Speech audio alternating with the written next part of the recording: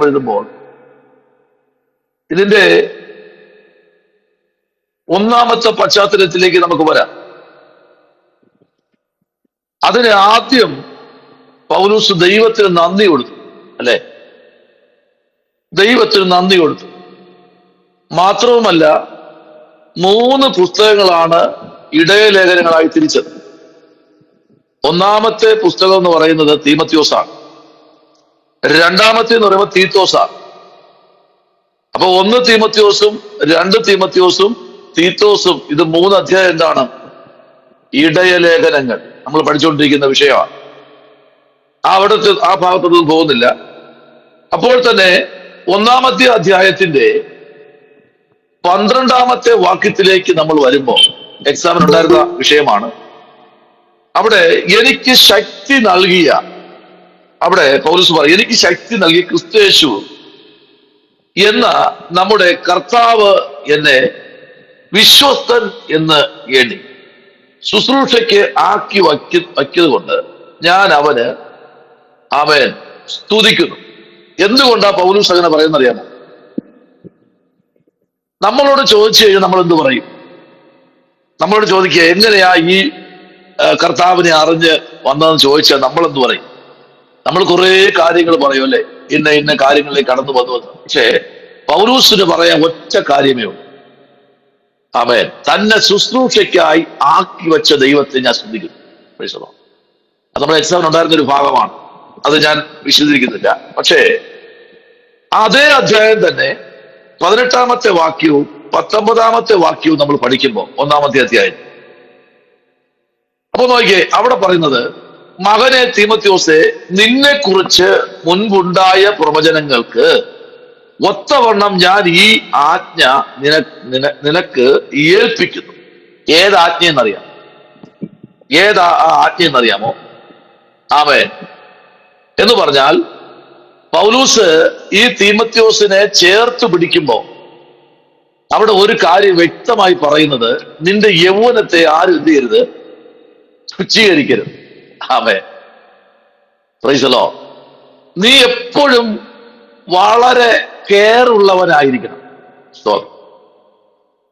എന്ന് പറഞ്ഞ ശേഷം പൗലൂസ് പറയുന്നു, നോക്കിക്കേ, 5ാമത്തെ വാക്യം കുറച്ചുകൂടെ വ്യക്തമായി നമുക്ക് പഠിക്കുന്നു. ആ പുസ്തകത്തിൽ 5ാമത്തെ വാക്യം, ആജ്ഞയുടെ ഉപദേശമോ.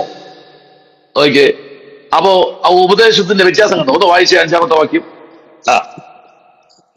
ആജ്ഞയുടെ ഉദ്ദേശമോ ശുദ്ധഹൃദയം, നല്ല മനസാക്ഷി, നിർവ്യാജ വിശ്വാസം എന്നിവയാൽ ഉളവാകുന്ന സ്നേഹം തന്നെ.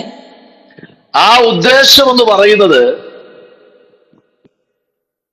പൗലൂസ് വ്യക്തമായിട്ട് പറയുക, നിനക്കൊരു ഉദ്ദേശം വേണം, ഇല്ലെങ്കിൽ നിനക്കൊരു ഉപദേശം വേണം, ഇല്ലെങ്കിൽ നിന്നെ കെയർ ചെയ്യുന്ന ഒരു മനുഷ്യൻ വേണം. നമുക്കറിയാം, ഈ ലോണിന് പശുവെല്ലാം കിട്ടുമ്പോഴേ, പശുവൊക്കെ ലോണിന് കിട്ടിയ ആരെങ്കിലും പശു ലോണിന് കിട്ടിയ ആരെങ്കിലും? പശുവൊക്കെ ലോണിന് കിട്ടുമ്പോ ആ പശുവിന്റെ ചെവിയിൽ ഒരു സാധനം ഇട്ടു, കമ്മലെന്ന് പറയും. അതിനകത്തൊരു മുദ്രയുണ്ട്. കാരണം ഇതിന് യജമാനൻ ഉണ്ട്, സർക്കാരാണ് ഇതിന്റെ യജമാനൻ. അങ്ങനെ ഈ ഭൂമിയില് ഒരു യജമാനൻ ആ പശുവിനുണ്ടെങ്കിൽ, ഇപ്പൊ 2ാമത്തെ യജമാനാണ് കൊടുക്കുന്ന ആള്, വാങ്ങുന്ന ആള്. ആദ്യം ഒരു യജമാനുണ്ട്. അത് വ്യക്തമായിട്ട് പൗലോസ് തീമോഥെയോസിനെ പഠിപ്പിക്കുക, നിനക്ക് ഒരു യജമാനുണ്ട്, സോദരൻ, അത് ഞാനാ. പക്ഷെ എനിക്കൊരു യജമാനുണ്ട്, അത് എന്നെ അയച്ച എന്റെ കർത്താവ്. ഇത് നമ്മൾ പറയാൻ നോക്കി, ഇവിടെ നമ്മൾ വായിച്ചു കണ്ടോ? ഒന്ന് അവിടെ പറയുന്നതാണ് നല്ല മനസാക്ഷി.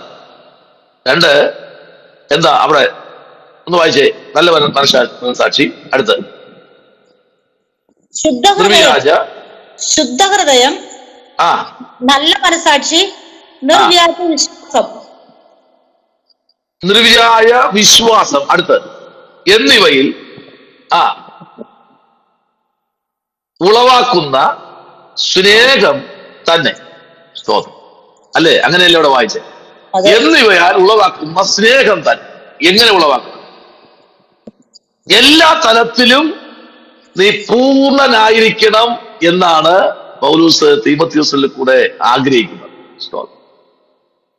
ആമേൻ. ഈ പുസ്തകത്തിനകത്ത് നമുക്ക് ഈ അതിനകത്ത് 6 അധ്യായങ്ങൾ ഇതിനകത്തുണ്ട്. ഈ 6 അധ്യായത്തിന്റെ പൗലൂസ് 3 തട്ടായിട്ട് തിരിച്ചിട്ടുണ്ട്. 3 തട്ടായിട്ട്. ഒന്നാമത്തെ തട്ടാണ് നമ്മളിവിടെ വായിച്ചത്. 12-ാമത്തെ വാക്യം, 1-ാമത്തെ അധ്യായത്തിന്റെ 12-ാമത്തെ വാക്യം. 2-ാമത്തെ ഉദ്ദേശമാണ് നമ്മൾ വായിച്ചത്. ആമേൻ. 5-ഉം 6-ഉം. ശ്രദ്ധിക്കണം. 1-ാമത്തെ ഉദ്ദേശം എന്താണെന്ന് അറിയാമോ? വായിച്ചേ. 1-ാമത്തെ ഉദ്ദേശം 12-ാമത്തെ വാക്യം വായിച്ചേ. എനിക്ക് ശക്തി നൽകിയ ക്രിസ്തുവേശു എന്ന നമ്മുടെ കർത്താവ് എന്നെ വിശ്വസ്തൻ എന്ന് എന്നെ ശുശ്രൂഷയ്ക്കാക്കിയത് കൊണ്ട് ഞാൻ അവനെ സ്തുതിക്കുന്നു. മതി. ഞാൻ അവനെ സ്തുതിക്കുന്നു. ഒന്ന്, ശുശ്രൂഷയ്ക്കാക്കാൻ പ്രത്യേകിച്ച് എന്ത് ചെയ്തു? ഒരു ശക്തി പൗലൂസിന്റെ മേൽ പകർന്നു. ആരാ പകർന്നേ? കർത്താവ് പകർന്നതാണ് ശക്തി. അതിൽ നിന്ന് ചിന്തിക്കുകയാണെങ്കിൽ ഒത്തിരി അധ്യായത്തിലേക്ക് പോകാൻ നമുക്കുണ്ട്. ഒന്ന് കമ്പി വാചകത്തിൽ ഒന്ന് എഴുതിക്കേ. ആമേൻ, സ്തോത്രം. അതിനോട് ചേർന്ന് തന്നെ ഒന്ന് എഴുതിക്കേ. അധ്യായങ്ങൾ മാത്രം എഴുതിയാൽ മതി കേട്ടോ. 1 കൊരിന്ത്യർ ആമേൻ 2 തീമോഥെയോസ് ലേഖനം 4:7 അതിലൂടെ ചേർത്ത് ആ 12-ാം വാക്യം കൂടെ ചേർത്ത്. അടുത്ത് 2 കൊരിന്ത്യർ 3:6, ഫിലിപ്പിയർ 4:13, അപ്പോസ്തല പ്രവൃത്തി 9:22.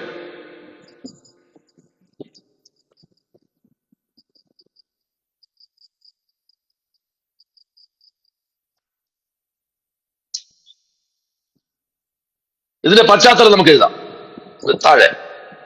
തീമോഥെയോസിന്റെ 1-ാം ലേഖനത്തിന്റെ പശ്ചാത്തലം.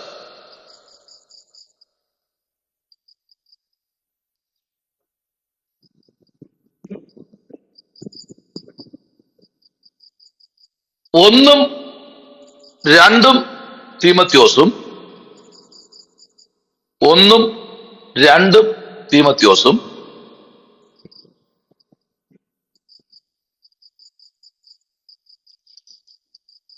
തീത്തോസും ഇടയലേഖനങ്ങൾ എന്ന് പൊതുവെ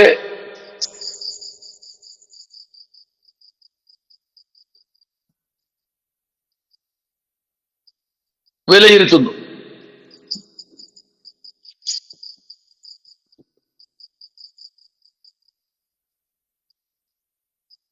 സഭയുടെ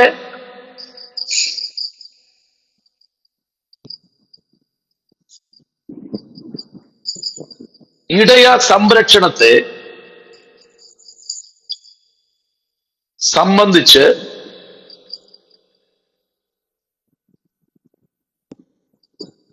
തീമോഥെയോസിനും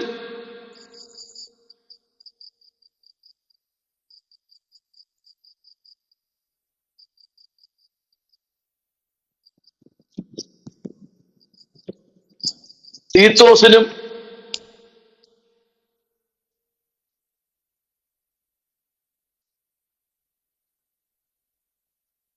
ബ്രാക്കറ്റിലെ കേർത്തയിൽ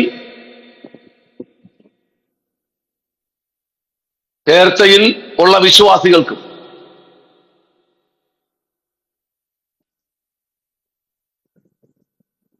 പൗലൂസ് അയച്ചത് 1 തീമോഥെയോസ് 1:1-2.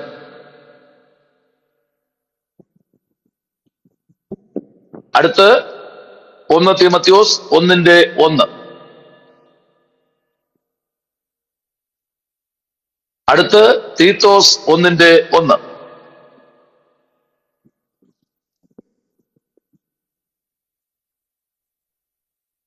ഈ കത്തുകളാണ്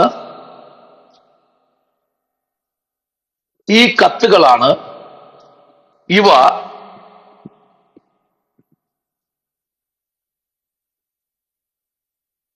ഇടയലേഖനങ്ങൾ എന്ന് വിലയിരുത്തുന്നത്.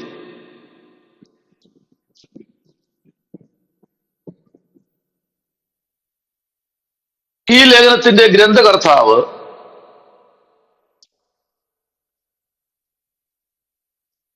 പൗലൂസാണ് എന്ന് പ്രസ്താവിക്കുന്നു.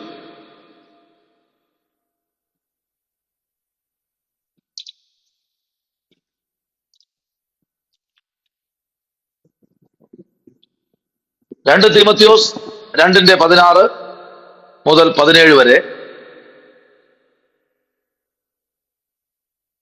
പ്രവർത്തികൾ 28.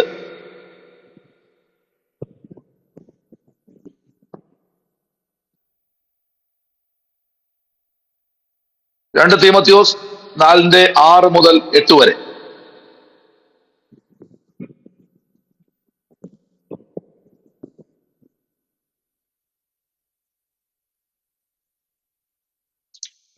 ഒരു വാക്യം കൂടെ നമുക്ക് വായിക്കാമോ? 1-ന്റെ 1-ഉം 2-ഉം വാക്യത്തിലേക്ക് വരാം. നമ്മുടെ രക്ഷിതാവായ ദൈവത്തിന്റെയും നമ്മുടെ പ്രത്യാശയായ ക്രിസ്തുയേശുവിന്റെയും കൽപ്പന പ്രകാരം ക്രിസ്തുയേശുവിന്റെ അപ്പോസ്തലനായ പൗലോസ് വിശ്വാസത്തിൽ നിജപുത്രനായ തീമോഥെയോസിന് എഴുതുന്നത്, പിതാവായ ദൈവത്തിങ്കിൽ നിന്നും നമ്മുടെ കർത്താവായ ക്രിസ്തുയേശുവിൽ നിന്നും നിനക്ക് കൃപയും കനിവും സമാധാനവും ഉണ്ടാകട്ടെ. കണ്ടോ, ആദ്യത്തെ എഴുത്ത്. ഈ എഴുത്തിൽ കൂടെ ആ കാലഘട്ടങ്ങളിൽ നമുക്കറിയാം എഴുത്ത് മാത്രമേ ഉള്ളൂ. ഇന്ന് എഴുത്ത് കുറവാ, അല്ലേ? ഇന്ന് എഴുത്ത് കുറവാ. അതുകൊണ്ട് ഇന്നെല്ലാം മെയിലും വാട്സപ്പും അല്ലെങ്കിൽ അങ്ങനെയുള്ള കാലഘട്ടത്തിലേക്ക് വന്നു കഴിഞ്ഞു. അപ്പൊ ലെറ്റർ അല്ല, ഇത് കുറവാ. അപ്പോൾ തന്നെ ലെറ്റർ ഉണ്ട്. ഇന്ന് ലെറ്ററിന്റെ പ്രത്യേകതയുണ്ട്. കൊറിയർ വഴിയും അല്ലാതെ ഒക്കെ ലെറ്റർ വരുന്നുണ്ട്. ഇന്ന് പോസ്റ്റ്മാൻമാരൊക്കെ ഉണ്ട്. അതൊന്നും അടച്ചുപൂട്ടിയിട്ടില്ല. അപ്പോൾ തന്നെ ആ കാലഘട്ടങ്ങളിൽ ഈ 3 ലേഖനങ്ങൾ പഠിക്കുമ്പോ അന്നത്തെ വിശുദ്ധന്മാർ അല്ലെങ്കിൽ അന്നത്തെ വ്യക്തികൾ, പുരോഹിതന്മാരെല്ലാം അന്ന് വിലയിരുത്തിയത് ഈ 3 പുസ്തകങ്ങളും എന്താണ്? ഇടയലേഖനങ്ങൾ. പ്രത്യേകിച്ച് ഇത് ഇടയന്മാർക്ക്, ശുശ്രൂഷ ചെയ്യുന്ന അവർക്ക് വ്യക്തമായി ഈ അധ്യായങ്ങൾ, അതാണ് ഞാൻ കഴിഞ്ഞ ദിവസം ഞാൻ പറഞ്ഞത്, ഇത് 2ആയി തിരിക്കുമ്പോ കുറച്ചുകൂടെ നമുക്ക് ആഴത്തിലേക്ക് പഠിക്കാൻ കഴിയും. ആമേൻ. ഇത് വളരെ ആഴമേറിയ ചില ദൂതുകളാണ് ഇതിനകത്ത് അടങ്ങിയിരിക്കുന്നത്. സ്തോത്രം. അപ്പൊ നോക്കൂ, അവിടെ ഇങ്ങനെ പറയുന്നത് കനിവും സമാധാനവും ഉണ്ടാകട്ടെ. എവിടെ നിന്നാ? കർത്താവിൽ നിന്ന്. എപ്പോഴും നമുക്ക് പ്രാർത്ഥിക്കാം, അല്ലെ? ആമേൻ. നാം ഒരു വ്യക്തിയെ സുവിശേഷം പറഞ്ഞ് കർത്താവിന്റെ പാദപീഠത്തിൽ കൊണ്ടുവരുമ്പോ ഒറ്റ ലക്ഷ്യമേ ഉള്ളൂ, അവൻ സമാധാനമായും, കുറച്ചുകൂടെ ആഴത്തിൽ പറഞ്ഞാൽ ശുഭമായും സുഖമായും ഇരിക്കണം. ഇവിടെ ക്രിസ്തുവിൽ ശുഭമായും സുഖമായും ഇരിക്കണം എന്നാണ് പൗലോസ് ഇവിടെ തീമോഥെയോസിനെ പറഞ്ഞ് ആശ്വസിപ്പിക്കുന്നത്. സ്തോത്രം. അതങ്ങനെ നിൽക്കുമ്പോ തന്നെ അടുത്ത 9-ാമത്തെ വാക്യത്തിലേക്ക് നമ്മൾ വരുമ്പോ, 1-ന്റെ 9 വരുമ്പോ കുറച്ചുകൂടെ പൗലോസ് കുറച്ചുകൂടി ആഴത്തിലേക്ക് ഇറങ്ങി ആ അധ്യായത്തിൽ തീമോഥെയോസിനെ പഠിപ്പിക്കുക. ഒന്ന് വായിച്ചേ. ദുർനടപ്പുകാർ, പുരുഷമർദ്ദനക്കാർ, നരമോഷ്ടാക്കൾ, പോഷ്കു പറയുന്നവർ, കള്ളസത്യം ചെയ്യുന്നവർ എന്നീ വകക്കാർക്കും പത്യോപദേശത്തിന് വിപരീതമായ മറ്റു ഏതിനും അത്രേ വച്ചിരിക്കുന്നതെന്ന് ഗ്രഹിച്ചുകൊണ്ട് അതിനെ ന്യായോചിതമായി ഉപയോഗിച്ചാൽ ന്യായപ്രമാണം നല്ലത് തന്നെ എന്ന് നാം അറിയുന്നു. കേട്ടോ? ആമേൻ. ആ അധ്യായത്തിന്റെ 9-ഉം 10-ഉം വാക്യവും നമ്മൾ വായിച്ചത്, അത് കുറച്ചുകൂടെ വിശാലമായി പൗലോസ് ഈ സഭയ്ക്ക് എഴുതുമ്പോ പ്രത്യേകമായ കാര്യം, അവിടുത്തെ പാസ്റ്ററായിരിക്കുന്ന തീമോഥെയോസ് ആരാ? ഒരു യൗവനക്കാരനാണ്. അപ്പോ അവര് കുറച്ചുകൂടെ വ്യക്തമായിട്ട് പഠിപ്പിക്കുക, ഈ കാലഘട്ടം ദുഷ്കരമേറിയ കാലഘട്ടമാണ്, നീ കുറച്ചുകൂടെ കെയറായിരിക്കണം, നീ നല്ല പ്രാർത്ഥനയുള്ളവനായിരിക്കണം, ഉപവാസമുള്ളവനായിരിക്കണം, ദീർഘമായി ക്ഷമിക്കുന്നവനായിരിക്കണം, ഇത്യാദി കാര്യങ്ങളെല്ലാം പറഞ്ഞ് തീമോഥെയോസിനെ ഉറപ്പിക്കുകയാ. സ്തോത്രം. അടുത്തൊരു ഭാഗം നമുക്ക് എഴുതാം. Price the Lord. എഴുതിക്കോളൂ താഴോട്ട്. ആ പറഞ്ഞു നിർത്തിയത് താഴോട്ട് എഴുതിക്കോളൂ. പശ്ചാത്തലം എന്ന് പറഞ്ഞു അതിന് താഴോട്ട് എഴുന്നത്തിയത് താഴോട്ട്. അപ്പോസ്തല പ്രവൃത്തികളുടെ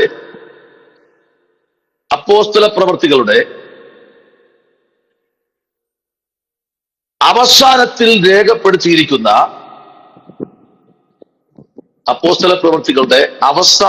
രേഖപ്പെടുത്തിയിരിക്കുന്ന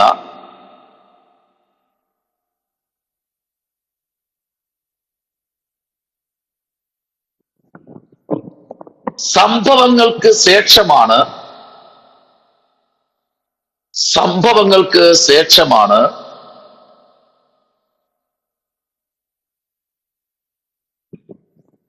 പൗലോസ് 1 തീമോഥെയോസ് എഴുതുന്നത്. പൗലോസ് 1 തീമോഥെയോസ് ലേഖനം എഴുതുന്നു. പൗലോസിന്റെ ഒന്നാമത്തെ റോമൻ കാരാഗ്രഹത്തിന്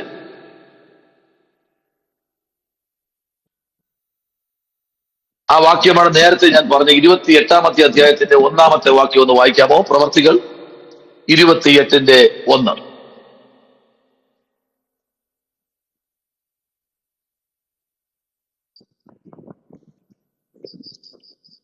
രക്ഷപ്പെട്ട ശേഷം ദ്വീപിന്റെ പേർ മെലിത്ത എന്ന് ഞങ്ങൾ ഗ്രഹിച്ചു. വായിച്ചേ താഴോട്ട്. അവിടുത്തെ ബർബറന്മാർ ഞങ്ങൾക്ക് അസാധാരണ ദയ കാണിച്ചു. മഴയും ശീതവും നിമിത്തം തീ കൂട്ടി ഞങ്ങളെയൊക്കെയും കൈക്കൊണ്ടു. പൗലോസ് കുറെ വിറക് പെറുക്കി തീയിലിട്ടപ്പോൾ ഒരു ചൂട് നിമിത്തം പുറപ്പെട്ട് അവന്റെ കൈക്ക് പറ്റി. ആ ജന്തു അവന്റെ കൈമേൽ തൂങ്ങുന്നത് ബർബരന്മാർ കണ്ടപ്പോൾ, ഈ മനുഷ്യൻ ഒരു കൊലപാതകൻ സംശയമല്ല, കടലിൽ നിന്ന് രക്ഷപ്പെട്ടിട്ടും നീതിദേവി അവനെ ജീവിച്ചിരിക്കാൻ സമ്മതിക്കുന്നില്ല എന്ന് തമ്മിൽ പറഞ്ഞു. മതി. നേരത്തെ നമ്മൾ പറഞ്ഞതുപോലെ തന്നെ. ആമേൻ. എങ്ങനെ? പൗലോസ് എന്താ പറഞ്ഞത്? സംഭവങ്ങൾക്ക് ശേഷമാണ്. ഏത് സംഭവങ്ങൾക്ക്? ഈ സംഭവത്തിന് ശേഷമാണ് തീമോഥെയോസിന് ലേഖനം എഴുതുന്നത്. ആമേൻ. എവിടെ ഇരുന്ന ഈ ലേഖനം എഴുതുന്നത്? കാരാഗ്രഹത്തിൽ. ആമേൻ. ശ്രദ്ധിക്കണം. കാരണം ശുശ്രൂഷ ഉണ്ടെങ്കിൽ ഒരു നീതിദേവിക്കും ആരെയും ഒതുക്കാൻ പറ്റില്ല, തൊടാൻ കഴിയത്തില്ല. ചിലപ്പോ അവരും തൊട്ടു നോക്കാൻ ആഗ്രഹം കാണും, തമ്പുരാൻ ഇടയാക്കത്തില്ല. പൗലോസിനെ കൊല്ലാൻ വേണ്ടി പദ്ധതി ഒരുക്കിയതല്ലേ, കടലിൽ വെച്ച് തന്നെ.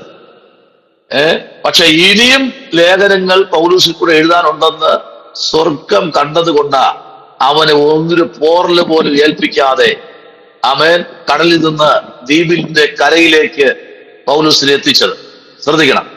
ഈ പുസ്തകത്തിന് തുടക്കം കുറിക്കുമ്പോൾ തന്നെ ഇവിടെ വായിക്കുന്ന വാക്കാണ് രക്ഷപ്പെട്ട ശേഷം ദ്വീപിന്റെ പേർ മെലിത്ത എന്ന് ഞങ്ങൾ ഗ്രഹിച്ചു. അതുവരെ ഈ ദ്വീപിന്റെ പേര് അവർക്ക് അറിയത്തില്ല. ഒരുപക്ഷെ അറിഞ്ഞിരുന്നുവെങ്കിൽ യോന എന്ന പ്രവാചകൻ നിനവേലിലേക്ക് പോകുന്ന അവിടുത്തെ സ്ഥിതി വിവരങ്ങളൊക്കെ അദ്ദേഹത്തിന് അറിയായിരുന്നു, യോനയ്ക്ക്. അതുകൊണ്ടാണ് യോന അങ്ങോട്ട് പോകുന്നത്. കാരണം എന്താ അങ്ങോട്ട് പോകാത്ത കാര്യം? പോയി കഴിഞ്ഞാൽ അവനറിയാം, അവനെ പീസാക്കും. അതുകൊണ്ടാണ് വേറെ കപ്പലിൽ കയറിയത്. പിന്നെ തമ്പുരാനൊരു പദ്ധതി ഉണ്ടായിരുന്നു പൗലോസിൽ കൂടെ. ഈ മെലിത്ത ദ്വീപിനകത്ത് വ്യാപരിക്കുന്ന അത്ര ശക്തിയുള്ള അവൻ നൂറുകണക്കിന് ക്ഷേത്രങ്ങളാൽ അവൻ ചുറ്റപ്പെട്ട, അല്ലെങ്കിൽ ആരാധനകളാൽ, വ്യത്യസ്ത രീതിയിലുള്ള ആരാധനകളാൽ ചുറ്റപ്പെട്ട് കിടക്കുന്ന ഈ ദ്വീപ് പോലെ ഇരിക്കുന്ന ഇതിനകത്ത് പൗലോസ് മാസങ്ങൾ താമസിച്ചു. ആമേൻ. അവർക്കവർ വീട് കൊടുത്തു താമസിക്കാൻ, അവർക്ക് ആഹാരം കൊടുത്തു, വസ്ത്രങ്ങൾ കൊടുത്തു. എന്തെല്ലാം നഷ്ടപ്പെട്ടോ അതെല്ലാം അവർക്ക് കൊടുക്കുവാനിടയായി. ഏറെ നാള് അവരുടെ പാർത്തു. എന്തെന്നറിയാമോ കാര്യം? ആമേൻ. ഹല്ലേലൂയ. ശുശ്രൂഷയിൽ ഇന്നും കുറെ താളുകൾ മറിച്ച് എഴുതുവാനുണ്ടെന്ന് കർത്താവ് പൗലോസിൽ കൂടെ കണ്ടിരുന്നു. ആമേൻ. ദൈവപൈതലേ, അങ്ങനെയെങ്കിൽ ഇന്ന് രാത്രി നമുക്ക് പറയാം, സ്തോത്രം, ദൈവത്തിന് നമ്മെക്കുറിച്ചൊരു ഉദ്ദേശമുണ്ട്. സ്തോത്രം. Price the Lord. അടുത്ത് 28-ാമത്തെ വാക്യമാണ് നമ്മൾ വായിച്ചത്. ശേഷം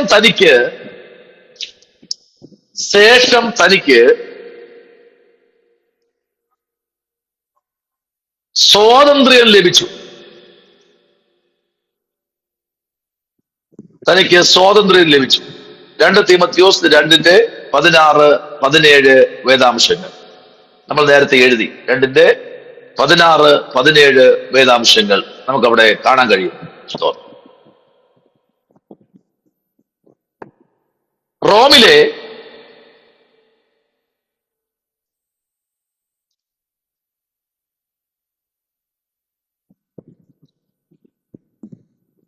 റോമിലെ എഴുത്തുകളും AD 96 AD 196 196 ഇതിന് ശേഷവും AD 96, AD 196 ശേഷവും അനുസരിച്ച് അതിനുശേഷം പൗലോസ് റോമിൽ നിന്ന്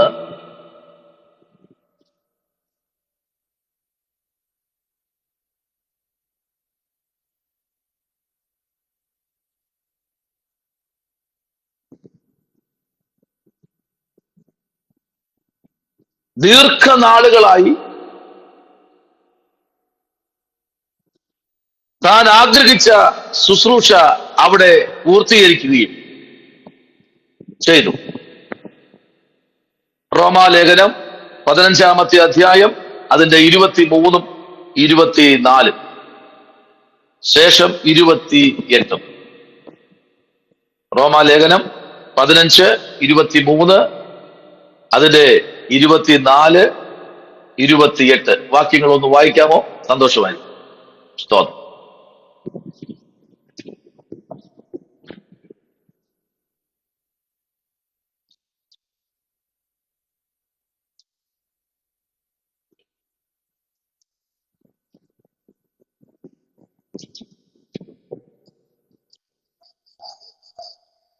ഇപ്പോഴോ എനിക്ക് ഈ ദിക്കുകളിൽ ഇനി സ്ഥലമില്ലായകയാലും അങ്ങോട്ട് വരുവാൻ അനേക സംവത്സരമായി വാഞ്ച ഉണ്ടാകൊണ്ടും ഞാൻ സ്പൈനിയിലേക്ക് യാത്ര ചെയ്യുമ്പോൾ പോകുന്ന വഴികളെ നിങ്ങളെ കാണുവാനും ആദ്യം നിങ്ങളെ കണ്ട് സന്തോഷിച്ച ശേഷം നിങ്ങളാൽ യാത്ര അയക്കപ്പെടുവാനും ആശിക്കുന്നു. ഇപ്പോഴോ ഞാൻ വിശുദ്ധന്മാർക്ക് ശുശ്രൂഷ ചെയ്യുവാൻ യെരുശലേമിലേക്ക് യാത്രയാകുന്നു. കണ്ടോ? അത് നിർത്തിയിട്ട് നമുക്ക് 28-ാമത്തെ വാക്യം വായിക്കേണ്ടതായുണ്ട്. നോക്കിക്കേ, അവിടെ പറയുന്നത് ഇപ്പോഴോ ഞാൻ വിശുദ്ധന്മാർക്ക് ശുശ്രൂഷ ചെയ്യുവാൻ യെരുശലേമിലേക്ക് യാത്രയാകുന്നു. അപ്പൊ തന്നെ യാത്ര തിരിക്കുകയാണ്. അപ്പൊ മുൻപേ തന്റെ ജീവിതത്തിൽ തീർന്നു എന്ന് മെലിത്താ ദ്വീപിലെ ശക്തികൾ വാദിച്ചപ്പോ ഇപ്പോ പൗലോസിന് പറയാൻ കഴിയുന്നത് ഞാൻ ഇവിടുന്ന് യാത്ര തിരിക്കുക. എവിടെയാ? ആർക്ക് വേണ്ടിയാ? വിശുദ്ധന്മാർക്ക് ശുശ്രൂഷ ചെയ്യുവാനാ. Price the Lord. അതിന് 28-ാമത്തെ വാക്യത്തിലേക്ക് വരുമ്പോ ഒന്ന് വായിച്ചേ. ഞാൻ അത് നിവർത്തിച്ച ഈ ഫലം അവർക്ക് ഏൽച്ച് ബോധ്യം വരുത്തിയ ശേഷം നിങ്ങളുടെ വഴിയായി സ്പൈനിയിലേക്ക് പോകും. സ്തോത്രം. അപ്പൊ തന്റെ യാത്ര തീരുന്നില്ല. സ്പാനിയയിലേക്കുള്ള തന്റെ യാത്രയുടെ നടുവിലാണ് ഇതെല്ലാം ബുദ്ധിമുട്ടുകൾ സംഭവിച്ചത്. ശ്രദ്ധിക്കണം. ഒരു യാത്ര മുൻപിൽ വരുമ്പോ അതിന്റെ പിന്നിൽ വരുന്ന പ്രശ്നങ്ങൾ ചെറുതല്ല, അത് വലിയ പ്രശ്നങ്ങൾ. ഏറ്റവും കൂടുതൽ യാത്ര ചെയ്തൊരു മനുഷ്യനാണ് പൗലോസ്. താൻ എവിടെയൊക്കെ യാത്ര ചെയ്യണമെന്ന് ആഗ്രഹിച്ചിട്ടുണ്ടോ ആ യാത്രയ്ക്ക് മുൻപേ തനിക്ക് നേരിടുന്ന പ്രശ്നങ്ങളെ അവൻ വ്യക്തികളിൽ കൂടെ പൗലോസിന് വെളിപ്പെടുത്തി കൊടുക്കും. അതാണല്ലോ ഫിലിപ്പോസിന്റെ തലമുറകൾ. ഫിലിപ്പോസിന്റെ വീട്ടിൽ പൗലോസും സീലാസും താമസിക്കുമ്പോൾ അതിനകത്ത് താമസിക്കാനായി കടന്നു ചെല്ലുമ്പോൾ തന്നെ ഫിലിപ്പോസിന്റെ മക്കളെ കുറിച്ച് പഠിക്കുമ്പോൾ അവരെല്ലാം പ്രവാചകിമാരാ. ഇന്നത്തെ പോലെ അല്ല. അവരൊക്കെ ശക്തമേറിയ കരുത്തുറ്റ ശുശ്രൂഷ ചെയ്തു പോകുന്ന തലമുറകളവൻ. ദൈവത്തിന് വേണ്ടി ഫുൾ ടൈം ദൈവത്തിന് വേണ്ടി സമർപ്പിക്കപ്പെട്ട കുഞ്ഞുങ്ങളാ. പൗലോസിന് നാളെ സംഭവിക്കാനുള്ളത് അവർ നാടകം പോലെ പൗലോസിന് കാണിച്ചു കൊടുത്തു. പൗലോസ് പറഞ്ഞു, ഇല്ല, ഞങ്ങൾക്ക് പോയേ പറ്റൂ, നിങ്ങൾ പോകരുത്, നിങ്ങളെ കൈയും കാലൊക്കെ ബന്ധിച്ച് ആമത്തിലിടുന്നു എന്ന് അവരുടെ പിക്ചർ പോലെ പൗലോസിന് കാണിച്ചു കൊടുത്തിട്ട് പോലും പൗലോസും സീലാസും എന്ത് ചെയ്തിട്ടില്ല? അതനുസരിച്ചില്ല എന്നാണ്. അവർ യാത്ര ചെയ്ത് പോകുമ്പോഴാണ് അവർക്ക് പ്രശ്നമുണ്ടാകുന്നത്. Price the Lord. അവരുടെ ജീവിതത്തിൽ അവരെ ബന്ധിച്ച് അവരെ ചന്തയിൽ കൂടെ വലിച്ചഴിച്ചു കൊണ്ടുപോകുന്നതും പിന്നെ അടുത്ത് അവരെ കൊണ്ട് തുറുങ്കിൽ കാരാഗ്രഹത്തിൽ അടയ്ക്കുന്നതൊക്കെ നമുക്ക് കാണാൻ കഴിയുന്നു. നോക്കൂ, ഇങ്ങനെയുള്ള ചില ശുശ്രൂഷകൾ ഉള്ള ദൈവവൈതലെ പലപ്പോഴും നമ്മുടെ യാത്രകളെ മുടക്കാൻ ശത്രുവിന് കഴിയും. പക്ഷെ ഒരു കാര്യമുണ്ട്, ശുശ്രൂഷയെ മുടക്കാൻ ശത്രുവിന് കഴിയത്തില്ല. അതാണ് ഇവിടുത്തെ ആ ഒരു ദൂത് എന്ന് പറഞ്ഞു. ശ്രദ്ധിക്കും. അപ്പൊ ഇത് 28-ാമത്തെ വാക്യം വളരെ വ്യക്തമായി പറയുക. സ്തോത്രം. ഞാൻ അത് നിവർത്തിച്ച ഈ ഫലം അവർക്ക് ഏൽപ്പിച്ച്, നോക്കിക്കേ, ദൈവം അവനെ ഏൽപ്പിച്ചത്, അവനോട് ആരെയാണോ അത് ഏൽപ്പിക്കാൻ പറഞ്ഞത് അവരെ ഫലമേൽപ്പിക്കുകയാ പൗലോസ്. സ്തോത്രം. ഇതിനകത്തിരിക്കുന്ന നിങ്ങളോട് ഞാൻ പറയട്ടെ, നിങ്ങൾക്ക് എല്ലാവർക്കും ഓരോ ദൗത്യമുണ്ട്, ദൈവം തന്നിട്ടുണ്ട്. അത് ഇന്ന എടുത്തുകൊണ്ട് നമ്മൾ ഏൽപ്പിക്കപ്പെടാൻ നമ്മൾ ബാധ്യസ്ഥരാണ്. ഓരോ ദിവസവും ദൈവം നമ്മെ ഏൽപ്പിക്കുന്നത് സ്തോത്രം 4 ചെവിലുകൾക്കുള്ളിൽ മാത്രം ഒതുങ്ങാനുള്ളതല്ല. നമ്മെ ദൈവം അയക്കുന്നിടത്ത് നമ്മൾ പോണം. Price the Lord. ഹല്ലേലൂയ. ചിലപ്പോൾ നമ്മുടെ ശരീരത്തിൽ ചില ക്ഷീണങ്ങൾ ഉണ്ടാകും. അതൊന്നും മൈൻഡ് ചെയ്യരുത്, വെക്കോളണം. കർത്താവ് അയക്കുന്നിടത്ത്. അതല്ലേ ലുസ്ത്രയിൽ വെച്ച് പൗലൂസിനെ മരിച്ചു എന്ന് കണ്ട് അവരെടുത്ത് ഒരു കാട്ടിനകത്തേക്ക് എറിഞ്ഞു കളഞ്ഞു. ചില മിനിറ്റ് കഴിഞ്ഞപ്പോൾ പൗലൂസ് അടുത്ത ഗ്രാമത്തിൽ പ്രസംഗിക്കുക. Price the Lord. ഇന്ന് രാത്രി ഞാൻ പറയട്ടെ, ഇതൊക്കെ ദർശനമുള്ള ഒരു ദൈവ പൈതലിന് എന്ത് പ്രയാസം വന്നാലും അവൻ ദർശനത്തിന്റെ പിന്നാലെയായിരിക്കും. Price the Lord. ശ്രദ്ധിക്കൂ, ആ ഭാഗം നമ്മൾ എഴുതി നിർത്തിയിരിക്കുക. അടുത്ത് പറയുന്നത് എഴുതിക്കോൾ താഴോട്ട്. Price the Lord. ഇടയലേഖനങ്ങളിലെ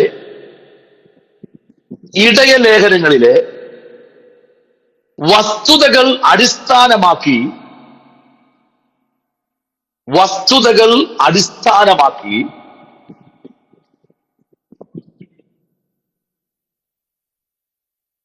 പൗലൂസ് തുടർന്നുള്ള ശുശ്രൂഷയ്ക്കായി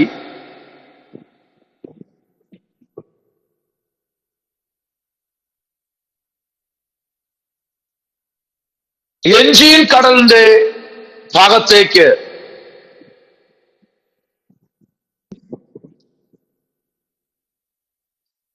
സാറേ ഇപ്പം പറഞ്ഞ പോയിന്റ് ഒന്നുകൂടെ ഒന്ന് പറയുവോ?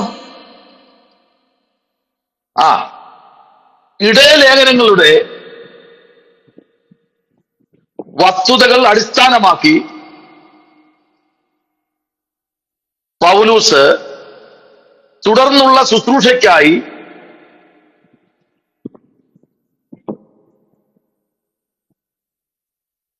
എൻജീൻ കടലിന്റെ ഭാഗത്തെ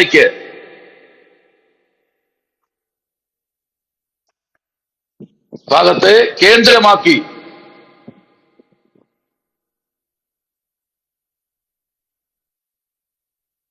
മക്കതോനിയ,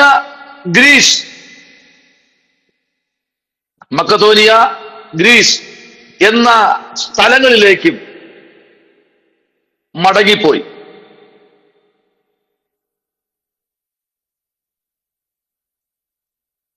എന്ന് കാണാം.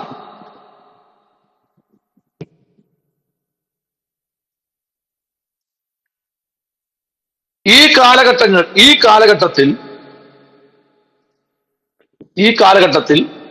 അടുത്ത് ബ്രാക്കറ്റിൽ AD 64, 65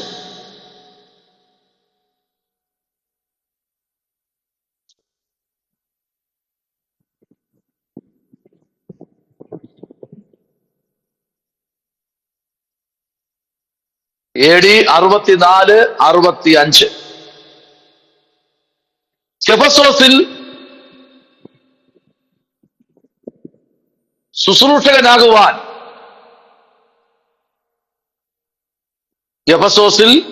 ശുശ്രൂഷകനാകുവാൻ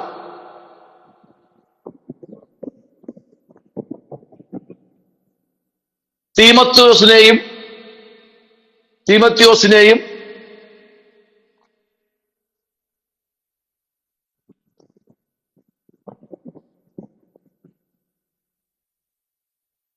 ക്ഷേത്രയിൽ ശുശ്രൂഷിക്കുന്ന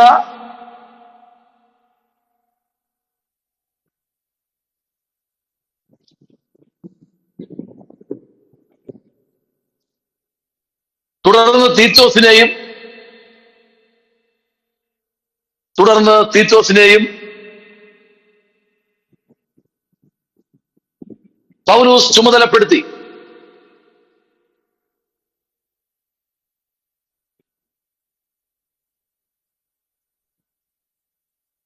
മക്കതോനിയിൽ നിന്ന് പൗലൂസ്, മക്കതോനിയിൽ നിന്ന് പൗലൂസ്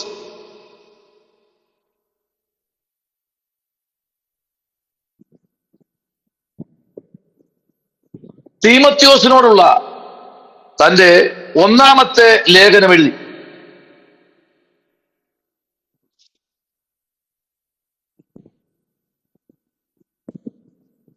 ഒന്നാമത്തെ ലേഖനം എഴുതി.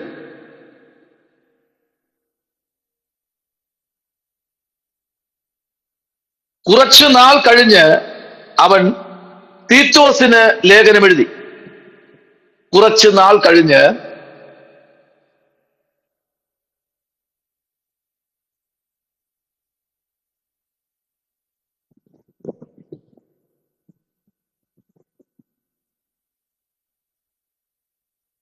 അതിനുശേഷം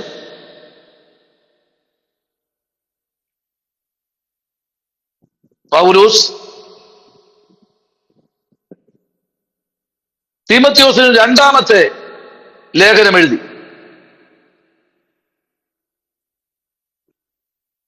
ഇത്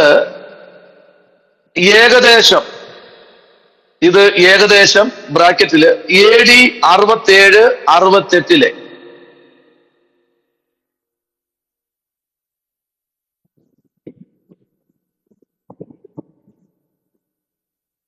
AD 67, 68 തന്റെ രക്തസാക്ഷ്യത്തിനെ കുറിച്ച്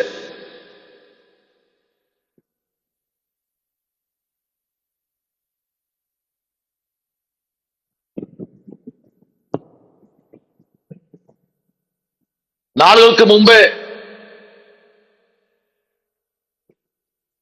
ആയിരുന്നു 2 തീമത്യോസ് ബ്രാക്കറ്റിലെ 2 തീമത്യോസ് 4:6 മുതൽ 8 വരെ.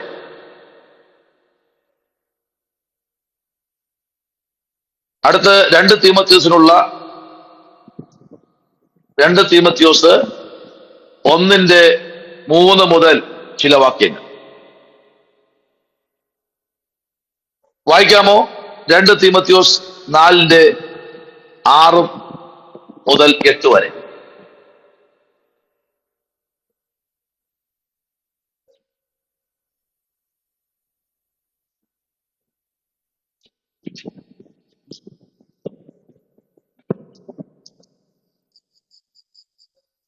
ഞാനോ ഇപ്പോൾ തന്നെ പാനീയ യാഗമായി ഒഴിക്കപ്പെടുന്നു.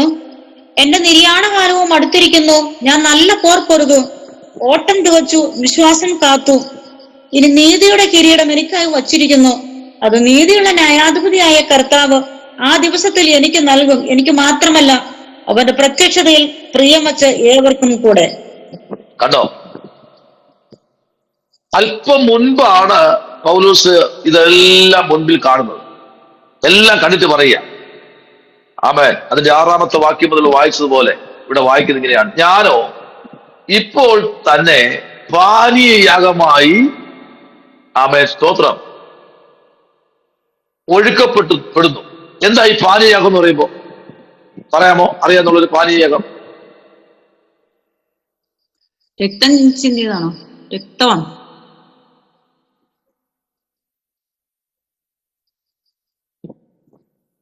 പറയാം. പാനീയയാഗം എന്താ? ഗീത സിസ്റ്ററെ, ഓമന സിസ്റ്ററെ, സെബിൻ, പ്രഭ സിസ്റ്റർ, ബിന്ദു സിസ്റ്റർ, പെട്ടെന്നാവട്ടെ. പാനീയയാഗം മീൻസ് എന്താ? സാൻഡി സിസ്റ്റർ, മാത്യൂസ് ബ്രദർ, എന്താ പാനീയയാഗം? എത്ര യാഗമുണ്ട്?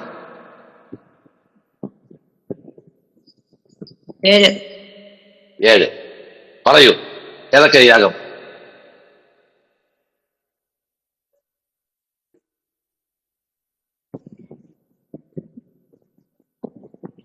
അവന് സിസ്റ്ററെ പറ. പാപപരിഹാര യാഗം, പാനീയയാഗം. അതെന്താ? പുസ്തകത്തിലുണ്ട്, നമ്മൾ നോട്ടിലൊക്കെ. പാനീയം എന്ന് പറഞ്ഞു കഴിഞ്ഞാൽ എന്റെ പൊന്നു കർത്താവിന് ദാസിയെ, ബൈബിൾ പറയുന്നു വാള് കൊണ്ട് വെട്ടിയാൽ രക്തം വരും അല്ലേ? എന്നാൽ കൊണ്ട് വെട്ടിയാൽ എന്ത് വരും? പാൽ. വചനം വന്ന മായമില്ലാത്ത പാല്. ഇത് വാളെന്ന് സങ്കല്പിക്കുക, ഇത് വാളാണ് എന്ന് സങ്കല്പിക്കുക. ഇതെടുത്ത് ഞാൻ ഗീനുസസിന്റെ വെട്ട് എന്ത് വരും ശരീരത്തിൽ നിന്ന്? പറ സിസ്റ്ററെ, എന്ത് വരും? രക്തം വരും. രക്തം വരും. യെസ്. എന്നാൽ ഞാൻ ആത്മീയത്തിൽ ഈ ബൈബിൾ കൊണ്ട് ഞാൻ വെട്ടയാണ്. റോസി സിസ്റ്റർ, എന്ത് വരും? പാപബോധം വരും. കണ്ണുനീര് വരും. അതെങ്ങനെ? എന്റെ പൊന്നെ, അത് എങ്ങനെ? ഈ പാനീയാകുന്ന എന്താ പറയൂ. പൗലോസ് തന്റെ നിര്യാണത്തിന് അല്പം മിനിറ്റ് മുൻപേ പറയുക. എന്താ പറയുന്നത് ഇവിടെ? ഇവിടെ വായിക്കുന്ന 6-ാമത്തെ വാക്യം. ഞാനോ ഇപ്പോൾ തന്നെ പാനീയാഗമായി ഒഴുക്കപ്പെടുന്നു. എന്തൊഴുക്കപ്പെടുന്നു? ആറ്റിന്ന് വെള്ളം കോരി ഒഴിക്കുന്ന കാര്യമല്ല പറഞ്ഞത്. താൻ തന്റെ ഇത്രയും നാളും നടന്നും അനേകരെ കർത്താവിന് വേണ്ടി കൊടുത്തതും ഏൽപ്പിച്ചതുമായതിന് താൻ ദൈവത്തിന്റെ സന്നിധിയിൽ കണ്ണുനീരൊഴുകുകയാണ്.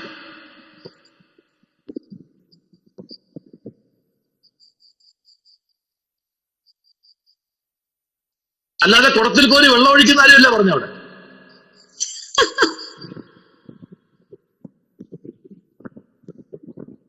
സംശയമുണ്ടെങ്കിൽ ചോദിക്കാം, ഇപ്പൊ തീർക്കാം.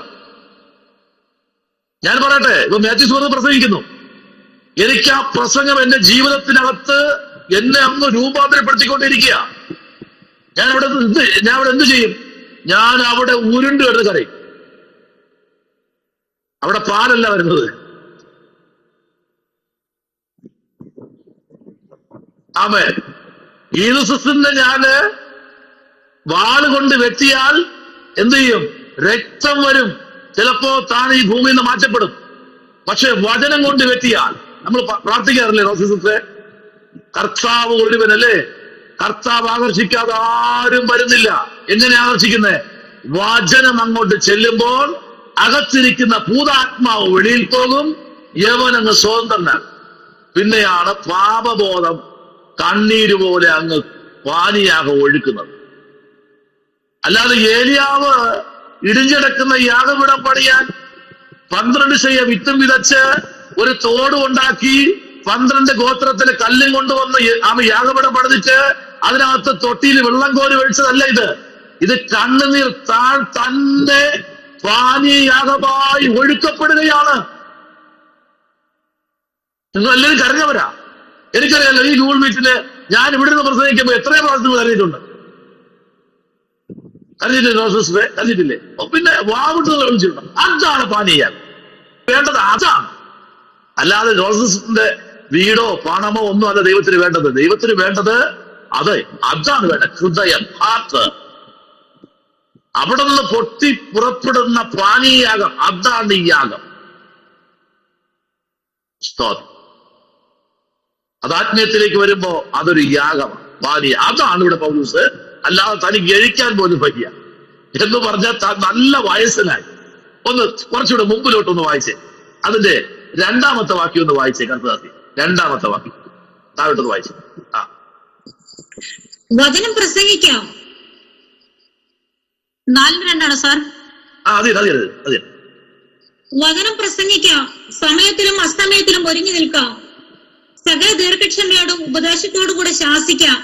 തർജ്ജനം ചെയ്യുക, പ്രബോധിപ്പിക്കാം. അവർ വെരി ഗുഡ്. എന്ത് ചെയ്യാ? തർജ്ജനം ചെയ്യുക. അടുത്ത് പ്രബോധിപ്പിക്കുക. അടുത്ത് 3-ാം വാക്യം. പത്യോപദേശം പൊറുക്കാതെ കർണരസമാകുമാറ് സ്വന്തം മോഹങ്ങൾക്ക് ഒത്തവണ്ണം ഉപദേഷ്ടാക്കന്മാരെ പെരുക്കുകയും സത്യത്തിന് ചെവി കൊടുക്കാതെ കെട്ടുകഥ കേൾക്കാൻ തിരിയുകയും ചെയ്യുന്ന കാലം വരും. വന്നില്ലേ? ഇപ്പൊ എവിടെയാ സത്യവചനം പ്രസംഗിക്കുന്നത്? ഇപ്പൊ എവിടെ കെട്ടുകഥയും കഴിവിക്കഥയല്ലേ? അല്ലേ? അതല്ലേ ഇപ്പൊ ഉള്ളൂ. അങ്ങനെ ഉള്ളവർക്ക് ശുശ്രൂഷ കൂടുതൽ. ഈ പ്ലാറ്റ്ഫോമിൽ നിങ്ങൾക്ക് എല്ലാവർക്കും ശുശ്രൂഷയുണ്ട്. അവിടെ പറയേണ്ടത് കിളവിക്കഥയല്ല പറയേണ്ടത്, അവിടെ പറയേണ്ട താഴോട്ട് വായിച്ചേ. Price the Lord. 4-ാമത്തെ വാക്യത്തിൽ മൂന്നാമത്തെ വാക്യം വായിച്ചേ. അവർ പത്യോപദേശം പൊറുക്കാതെ കർണരസമാകുമാർ സ്വന്തം മോഹങ്ങൾക്ക് ഒത്തവണ്ണം ഉപദേഷ്ടാക്കന്മാരെ പെരുക്കുകയും സത്യത്തിന് ചെവി കൊടുക്കാതെ കെട്ടുകഥ കേൾപ്പാൻ തിരികെയും ചെയ്യുന്ന കാലം വരും. അടുത്ത്, നീയോ സകലത്തിലും നിർമ്മതനായിരിക്കാം, കഷ്ടം സഹിക്കാം, സുവിശേഷകന്റെ പ്രവൃത്തി ചെയ്യുക, നിന്റെ ശുശ്രൂഷ നിറപടിയായി നിവർത്തിക്ക. ഞാനോ ഇപ്പോൾ തന്നെ പാനീയയാഗമായി ഒഴിക്കപ്പെടുന്നു, എന്റെ നിര്യാണ കാലവും അടുത്തിരിക്കുന്നു, ഞാൻ നല്ല പോർപ്പൊരുതു. കണ്ടോ അഭിഷേകത്തെ കണ്ടോ? ഈ വാക്യം 5-ാമത്തെ വാക്യം പറഞ്ഞ ശേഷമാണ് പറഞ്ഞത് പ്രൈസ് ദി ലോർഡ്, ഞാനോ ഇപ്പോൾ തന്നെ. കണ്ടോ, ഇതെല്ലാം താന് മുൻപേ ഇതെല്ലാം കണ്ട് ദൈവം കൊടുത്ത വെളിപ്പാട് അനുസരിച്ച് ആമേൻ സ്തോത്രം. സിസ്റ്ററെ ആ വാക്യം ഒന്ന് വായിച്ചേ, ഇപ്പോഴത്തെ വാക്യം ഒന്ന് വായിച്ചേ, ഇപ്പൊ പറഞ്ഞ വാക്യം ഒന്ന് വായിച്ചേ. സിസ്റ്റർ ഇപ്പോൾ ആ വാക്യം ഒന്ന് വായിച്ചേ ഒന്നുകൂടെ. കേട്ടില്ലേ? 2 തീമോഥെയോസ് 4-ാം അധ്യായം അതിന്റെ സ്തോത്രം 5-ാമത്തെ വാക്യം ഒന്ന് വായിച്ചേ. ഉറക്കമല്ല പോണം, അടക്കി പിടിക്കുകയാണ്, ഉറക്കം പിടിച്ച് മടക്കുകയാണ്. ഒന്ന് വായിച്ചേ. 2 തീമോഥെയോസ് 4-ന്റെ 5-ാമത്തെ വാക്യം ഒന്ന് വായിച്ചേ. നീയോ സകലത്തിലും നിർമ്മലതൻ ആയിരിക്ക, കഷ്ടം സഹിക്ക, സുവിശേഷകന്റെ പ്രവൃത്തി ചെയ്യുക, നിന്റെ ശുശ്രൂഷ നിറപടിയായി നിവർത്തിക്ക. കണ്ടോ? അപ്പൊ എന്ത് പ്രവൃത്തി ചെയ്യണം? നമ്മൾ ചെയ്യേണ്ട പ്രവൃത്തി സുവിശേഷകന്റെ പ്രവൃത്തി നമ്മൾ ചെയ്യണമെന്നാണ്. കഴിഞ്ഞ പ്രാവശ്യം സാർ നല്ല വ്യക്തമായി പഠിപ്പിച്ചു, പക്ഷേ ഇതിനകത്ത് പറയാതെ പോയിരിക്കാൻ വയ്യ. അപ്പോ പ്രൊഫസർ പാനീയാകും എന്താ? കണ്ണുനീര്. നീ സപ്പോർട്ട് ചെയ്തില്ല, പ്രൊഫസർ വളർന്നിരുന്നതല്ലേ ഉള്ളൂ ഇപ്പോ. പ്രൊഫസറെ നമ്മളിവിടെ പാനീയാഗത്തെ കുറിച്ച് പഠിച്ചു. സിസ്റ്ററിന്റെ തീരുമാനത്തിൽ എന്താണ് ആ പാനീയാഗം? ഞാൻ കേട്ടോണ്ടിരുന്ന ക്ലാസ് കേട്ടോണ്ടിരുന്നേ. കണ്ട കണ്ണീര്. പിന്നെ സിസ്റ്റർ കേട്ടോണ്ടിരുന്നേ, വീഡിയോ ഓഫ് ചെയ്യുന്നേ ഉള്ളൂ. പ്രൈസലോ. അപ്പൊ അവിടെ തള്ളും ഒരു ഉന്തും എന്ന് ഞാൻ തള്ളി തരാം. സ്തോത്രം. പ്രൈസലോ. എന്തൊരു സ്നേഹം നോക്കിയേ. നോക്കിയേ, ഇവിടെ പൗലോസ് കണ്ണീര് എന്ന് പറഞ്ഞ പാനീയാഗം മറന്നു. ഇത് പരീക്ഷയ്ക്ക് ഉറപ്പാറ്റും വരും അടുത്ത വർഷം. അപ്പൊ തീരെയാണ് നമ്മൾ ഈ സർവ്വ തീരെയാണ്. അതുകൊണ്ട് ഇതെന്താണ് ഈ യാഗം? കണ്ണീരെന്ന പാനീയാഗം. നമ്മളെല്ലാം കരയുന്നവരാ, ഞാനും കരയുന്നവരാ, നിങ്ങൾ കരയുന്നവരാ. അപ്പോ ശ്രദ്ധിക്കണം, ഏറ്റവും വലിയ യാഗമാണ് പാനീയ യാഗം. യാഗങ്ങളിൽ വെച്ച് ഏറ്റവും വലിയ യാഗം എന്ന് വെച്ചാൽ പാനീയാഗമാണ്. അവനവനെ തന്നെ യാഗവസ്തുവാക്കി തീർക്കുന്നു. Price the Lord. ഹല്ലേലൂയ. കണ്ടോ, തന്റെ കർത്താവ് അവസാനത്തുള്ളി രക്തം വരെ ഊറ്റി ഒഴുക്കിയില്ലേ? താൻ തന്നെ യാഗമാക്കി. ഇതുപോലെ ഒരു മനുഷ്യനും ആകാതിരിക്കാനാണ് കർത്താവായ യേശു ക്രിസ്തു 2 കള്ളന്മാരുടെ നടുവിൽ 3 ആണിമേൽ തൂങ്ങിയത്. സ്തോത്രം. കർത്താവിന്റെ ശരീരത്തിൽ 3 ആണിമേൽ തൂങ്ങി. എത്ര ആമേൻ പാടുണ്ടായിരുന്നു, മുറിപ്പാട്. 3 അല്ലേ? 3 ആണില്ലേ തൂങ്ങിയത്? 3. ശരി, ഞാൻ പറയാം. എംബോഷിക്കുന്നുണ്ട്. ഇനി പറയും. ഉണ്ട്, അടുത്ത് പറയണം. എത്ര പാടുണ്ടായിരുന്നു കർത്താവിന്? പ്രൊഫസറെ എത്ര പാടുണ്ടായിരുന്നു? എംബോസിഷൻ ഉറപ്പാച്ചും വരും. ഇപ്പൊ വരും. പറഞ്ഞോ, പെട്ടെന്ന് പറഞ്ഞോ. സാനിസിസ്റ്ററെ എത്ര പാടുണ്ടായിരുന്നു ശരീരത്തില്? എത്ര പാടുണ്ടായിരുന്നു ബിസിസ്റ്ററെ? 4 അല്ലേ? 4. നിരക്കുണ്ട്. അല്ല, ഇന്നിപ്പം കണക്കില്ലാതെ പാടായിരുന്നു. ഇല്ല. അയ്യോ, അങ്ങനെ പറയല്ലേ. 5 കായങ്ങളാൽ എന്നുള്ള പാട്ടറിയാമോ? 1 2 കൈയിൽ ചേർത്ത് വച്ച് പറ. 2 ആണി അല്ലേ? 2 കാലും ചേർത്ത് വച്ച് ഒരാണി. അപ്പൊ എത്രയായി? 4. അവസാനത്തെ കുത്താണ് എവിടെ? വിലാപ്പുറത്ത്. അപ്പൊ 5 മുറിവുകൾ, ഒരിക്കലും മാറ്റമില്ലാത്ത മുറിവുകളാണ് 5 മുറിവ്. ഇവിടെ മാത്യു പറഞ്ഞത് കറക്റ്റാണ്. ഒത്തിരി പാടുകൾ ഉണ്ടായിരുന്നു. പക്ഷേ ഈ പാടുകൾ, അതാണ് തോമസ് ചോദിച്ചത്. എന്താ ചോദിച്ചേ? തോമസ് എന്താ ചോദിച്ചത് യേശുവിനോട്? ഞാൻ വിശ്വസിക്കേണ്ടതിന് ഏതില്? ഇത് കയ്യിലുണ്ടായ മുറിവില്. എനിക്ക് അറിഞ്ഞൂടെ അവിടെ എന്റെ പൊല്ല് ഇതെന്തിന് ഇവിടെ പ്രൊഫസർ മോഹൻ സിസ്റ്റർ പറഞ്ഞേ. തോമസ് എന്താ പറഞ്ഞ യേശുവിനോട്? തോമസ് യേശുവിനോട് എന്താ? തോമസ് യേശു കണ്ട് വിശ്വസിച്ചില്ല. തോമസിന് വിശ്വാസം വന്നില്ല. ഉയർത്തെഴുന്നേറ്റ് വിശ്വാസം വന്നില്ല. വിലാപ്പുറത്ത് എന്റെ വിരലൊന്നിട്ട്, അത് തന്നെ പാസ് ഞാൻ പറഞ്ഞത് കറക്റ്റാണ്. അത് തന്നെ, വിരലൊന്ന് വിലാപ്പുറത്തിടുന്ന പറഞ്ഞത്. കണ്ടോ? അപ്പൊ വിലാപ്പുറത്തെ മുറിവ് പ്രധാനമല്ലേ? 2 കൈയിൽ 2 ആണി, 2 കാലും ചേർത്ത് വെച്ച് 1 ആണി. അപ്പൊ എത്രയായി? 4 1 5. അപ്പോ അടുത്ത ക്ലാസ്സിൽ വരുമ്പോ അതിന് മുൻപേ 5 കായങ്ങളാൽ എന്റെ യേശു അപ്പച്ചൻ മരിച്ചു എന്നുള്ള കാര്യം ആമേൻ ഇവിടെ പറഞ്ഞ 3 പേര് പറഞ്ഞു. സ്തോത്രം. 1 മാത്യൂസ് ബ്രദറും, 1 നമ്മുടെ ബിന്ദു സിസ്റ്ററും, 2 റോസിൽ സിസ്റ്ററും. Praise the Lord. നിങ്ങൾ ഒരു 50 പ്രാവശ്യം എഴുതി എനിക്ക് PDF അയച്ച് എനിക്ക് ഫയലിംഗ്. സ്തോത്രം. മറന്നു പോകരുത്, ഒരിക്കലും മറന്നു.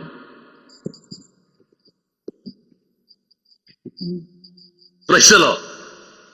ഇപ്പൊ മനസ്സിലായല്ലോ കർത്താവ് അനുഗ്രഹിക്കുന്നത്. അപ്പോ അങ്ങനെയാണ് കർത്താവ് മരിക്കുന്നത്, അല്ലെ? അപ്പോ ആ മരണത്തിന് മുൻപേ ഇവിടെ പൗലോസ് പറയുന്നത് എന്താണെന്ന് അറിയാമോ? Price the Lord. ഇവിടെ നമ്മൾ വായിച്ച വാക്യത്തിലേക്ക് നമ്മുടെ ശ്രദ്ധയിലേക്ക് വായിച്ചാട്ടെ. ഇപ്പൊ വായിച്ച വാക്യം, പ്രൈസ് ദി ലോർഡ്, ഒന്ന് വായിച്ച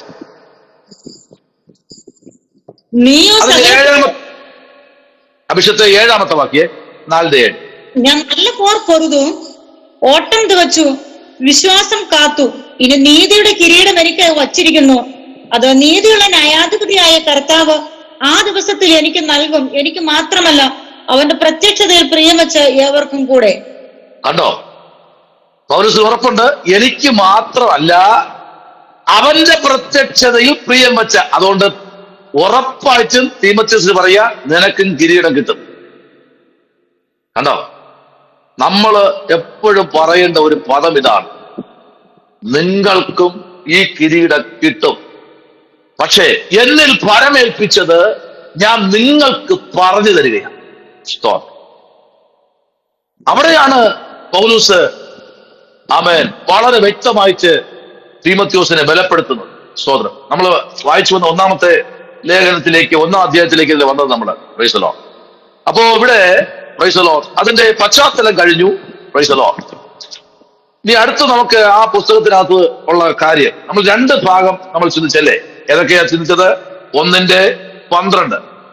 2 ചിന്തിച്ചത് ഏതാ ചിന്തിച്ചത്? Praise the Lord. ആമേൻ. 1:18. എന്താ അവിടെ വായിച്ചത്? നമ്മൾ വായിച്ചായിരുന്നത്? വായിച്ചേ 1:18.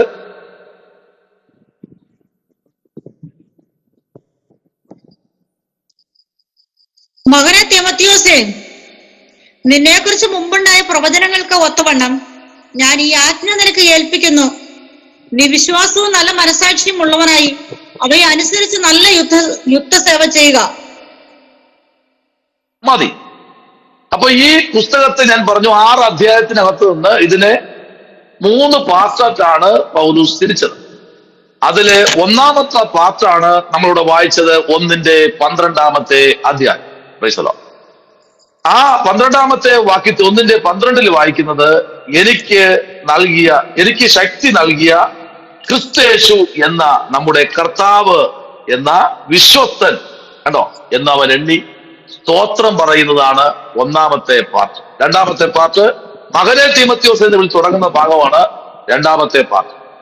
ആമേൻ. 3-ാമത്തെ പാർട്ടാണ് നമ്മൾ ചിന്തിച്ചത്. അത് ഏത് വാക്യം ചിന്തിച്ചത്? 5-ാമത്തെ വാക്യം. Praise the Lord. ആമേൻ. ഈ 5 വാക്യങ്ങൾ, ഈ 5-ാമത്തെ വാക്യം നോക്കുമ്പോ ഈ പുസ്തകത്തിന്റെ ഏറ്റവും പരമപ്രധാനമായ ഒരു ഭാഗമാണ് നമ്മളോട് വായിച്ചത്. Price the Lord. നോക്കിക്കേ, അടുത്ത് നമുക്കറിയാം ഈ പുസ്തകം നമ്മൾ പഠിച്ചു വരുമ്പോൾ തന്നെ 2-ാമത്തെ അധ്യായത്തിലേക്ക് നമ്മൾ വരുമ്പോ, പ്രൈസ് ദി ലോർഡ്, 2-ാമത്തെ അധ്യായത്തിൽ നമ്മൾ വരുമ്പോ അവിടെ വായിക്കുന്നത് ഇങ്ങനെയാണ്. വായിക്കാമോ? 10-ാമത്തെ വാക്യം, 2:10. പിന്നിയ തലമുടി, പൊന്ന്, മുത്ത്, വിലയേറിയ വസ്ത്രം എന്നിവ കൊണ്ടല്ല ദൈവഭക്തി സ്വീകരിക്കുന്ന സ്ത്രീകൾക്ക് ഉചിതമാകും വണ്ണം സൽപ്രവർത്തികളെ കൊണ്ടത്രേ അലങ്കരിക്കേണ്ടത്. വേദപുസ്തകത്തിൽ സൽപ്രവൃത്തി ചെയ്ത ഒരു സ്ത്രീ ഉണ്ട്. ആരെന്ന് പറയാമോ?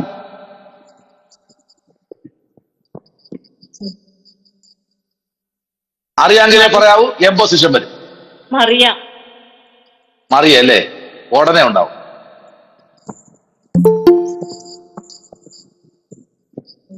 പറയാമോ? മറന്നുപോയതാ സാറേ. അപ്പൊ അത് അങ്ങനെ എഴുതാല്ലേ, മറന്നുപോയെന്ന് പറയാം, എല്ലാവർക്കും പറയാം. സൽപ്രവൃത്തി ചെയ്ത ഒരു സ്ത്രീ. കേട്ടില്ല? ഒരാളങ്ങ് പ്രോസസ് ഓഫ് ചെയ്യാമോ? പറഞ്ഞേ. പ്രവാചകി. ഏതാ? പ്രവാചകി.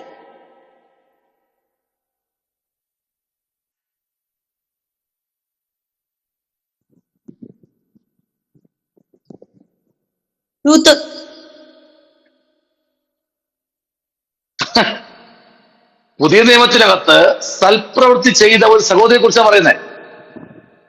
ഏറ്റവും കൂടുതൽ, അയ്യോ പ്രോസസ്സൊക്കെ പ്രസംഗിക്കുന്നത് ഞാൻ പറഞ്ഞു. എത്ര മത്തലിന്റെ കാര്യം മറിയ ചേട്ടാ അല്ല, ബിഷപ്പിനെ അല്ല. ഞാൻ ക്ലൂ തരാം. യോപ്പയിൽ പത്രോസ് ഉണ്ട് എന്നറിഞ്ഞ് വെൺമാടത്തിന് കീഴിൽ പ്രാർത്ഥിച്ചുകൊണ്ടിരുന്ന പത്രോസിന് ദർശനം കിട്ടി. മുകളിൽ നിന്ന് തുപ്പട്ടി ഇറങ്ങി വന്നു.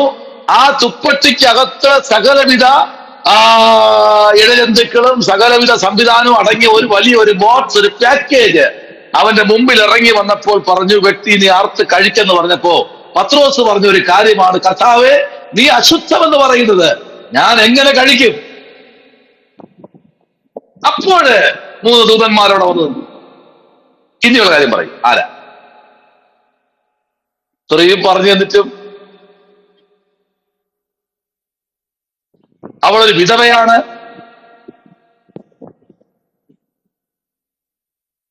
എന്റെ ദൈവമേ, അവള് മരിച്ചവളായിരുന്നു. അവൾ ഉയർത്തെഴുന്നേറ്റു. മനസ്സിലായി? അത് തന്നെ. ഏറ്റവും കൂടുതൽ ധർമ്മം ചെയ്ത ഒരു സ്ത്രീയാണ് തബീത. മറന്നുപോരുത്. ആ വാക്യം കിട്ടിക്കെടുത്ത് വായിക്കണേ. വാക്യം കിട്ടിക്കെടുത്ത് വായിച്ചോ. ഇപ്പൊ പറഞ്ഞു വന്ന കൂട്ടത്തിൽ അത് പറഞ്ഞതേ ഉള്ളൂ. അപ്പൊ ഏറ്റവും കൂടുതൽ വേദപുസ്തകത്തിനകത്ത് പുതിയ നിയമത്തിൽ ഒത്തിരി സഹോദരിമാരെ, കുടുംബങ്ങളെ ചേർത്ത് പിടിച്ചൊരു സഹോദരി മരിച്ചപ്പോൾ ആ ദേശത്തിലെ, ആ പട്ടണത്തിലുള്ള സകല സഹോദരിമാരും വന്ന് കരഞ്ഞു. ആമേൻ. ഈ സഹോദരി മരിച്ചു, പക്ഷെ ഞങ്ങൾ വിശ്വസിക്കുന്നില്ല, അവൾ ഉയർത്തെഴുന്നേൽക്കും. അതുപോലെ അവൾ ഉയർത്തെഴുന്നേറ്റു. അവളുടെ പേരാണ് തബീത. വാക്യം കിട്ടിയെങ്കിൽ ഒന്നെടുത്ത് വായിക്കൂ പ്ലീസ്. ദൈവം അനുഗ്രഹിക്കട്ടെ. കിട്ടിയോ? കിട്ടിയെങ്കിൽ ഒന്നെടുത്ത് വായിക്കൂ. നമുക്കറിയാം അത് അപ്പോസ്തല പ്രവൃത്തികളിലാണ്, അത് പുസ്തകത്തിലാണ് ഉള്ളത്. കിട്ടിയില്ല എന്നുണ്ടെങ്കിൽ നമുക്ക് അടുത്ത ഭാഗത്തിലേക്ക് പോകാം. ഒരാൾ നോക്കിക്കോ, അടുത്ത ഭാഗത്തിലേക്ക് പോകാം. യോപ്പയിൽ പേടമാൻ എന്നർത്ഥമുള്ള തബീത എന്ന പേരുള്ള ഒരു ശിക്ഷയുണ്ടായിരുന്നു. അവൾ വളരെ സൽപ്രവൃത്തികളും ധർമ്മങ്ങളും ചെയ്തു പോന്നവളായിരുന്നു. ആ കാലത്ത് അവൾ ദീനം പിടിച്ചു മരിച്ചു. അവർ അവളെ കുളിപ്പിച്ച് ഒരു മാളിക മുറിയിൽ കിടത്തി. ലൂദ്ദ യോപ്പയ്ക്ക് സമീപമാകിയാൽ പത്രോസ് അവിടെ ഉണ്ടെന്ന് ശിഷ്യന്മാർ കേട്ടു. നീ താമസിയാതെ ഞങ്ങളുടെ അടുക്കലോളം വരയണമെന്ന് അപേക്ഷിപ്പാൻ 2 ആളെ അവന്റെ അടുക്കൽ അയച്ചു. പത്രോസ് എഴുന്നേറ്റ് അവരോടുകൂടെ ചെന്നു. എത്തിയപ്പോൾ അവർ അവനെ മാളിക മുറിയിൽ കൊണ്ടുപോയി. അവിടെ വിധവമാർ എല്ലാവരും കരഞ്ഞുകൊണ്ട് തബീത തങ്ങളോട് കൂടെ ഉള്ളപ്പോൾ ഉണ്ടാക്കിയ കുപ്പായങ്ങളും ഉടുപ്പുകളും കാണിച്ചുകൊണ്ട് അവന്റെ ചുറ്റും നിന്നു. ആ വാക്യങ്ങളൊക്കെ പറഞ്ഞേ. അപ്പോസ്തല പ്രവൃത്തികൾ 9-ാം അധ്യായം 36 മുതൽ.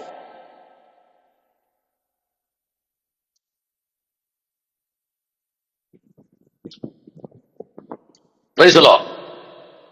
അപ്പൊ ആ ഭാഗം മനസ്സിലായല്ലോ. നമുക്കിനി ഈ പുസ്തകത്തിലെ വിഷയ വിഭജനത്തിലേക്ക് വരാം.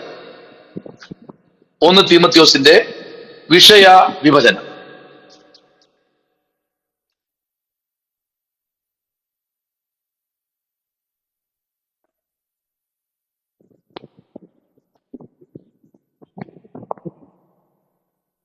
ഒന്ന്, സഭയുടെ ശുശ്രൂഷയെ സംബന്ധിച്ച നിർദ്ദേശങ്ങൾ. സഭയുടെ ശുശ്രൂഷയെ സംബന്ധിച്ച നിർദ്ദേശങ്ങൾ 2-ാമത്തെ അധ്യായത്തിന്റെ 1, 4-ാം അധ്യായത്തിന്റെ 5.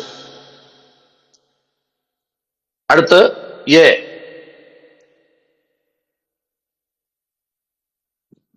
പ്രാർത്ഥനയുടെ പ്രഖ്യാപനം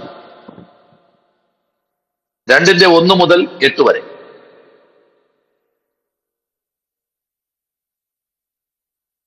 ബി,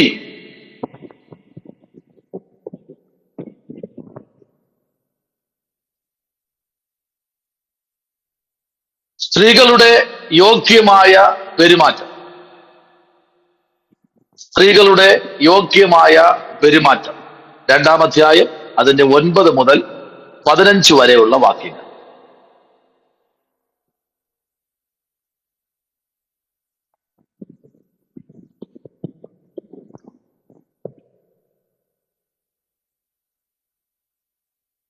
സി, അധ്യക്ഷന്മാരുടെ ബ്രാക്കറ്റിൽ മൂപ്പന്മാരുടെ യോഗ്യതകൾ. സി, അധ്യക്ഷന്മാരുടെ ബ്രാക്കറ്റിൽ മൂപ്പന്മാരുടെ യോഗ്യതകൾ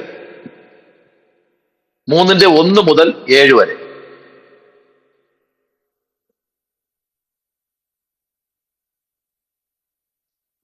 അടുത്ത് എ,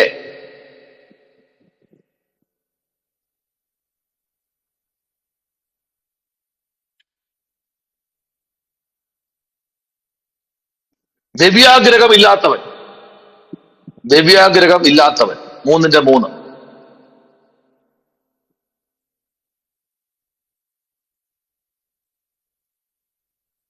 ബി, കലഹിക്കാത്തവൻ 3-ന്റെ 3.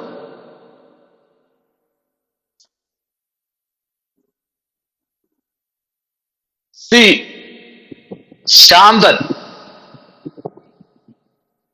ശാന്തൻ 3-ന്റെ 3.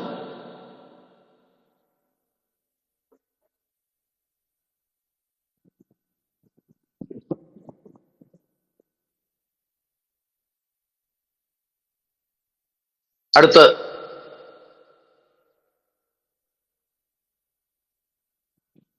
ഡി,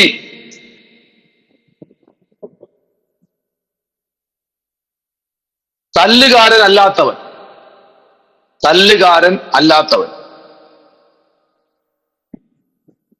3-ന്റെ 3.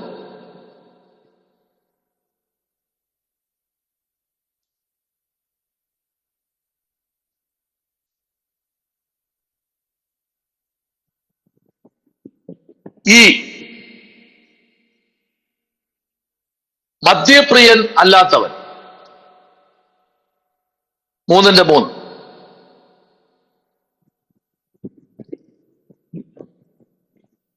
അടുത്ത 1,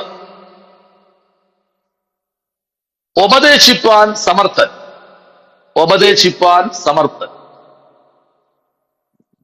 2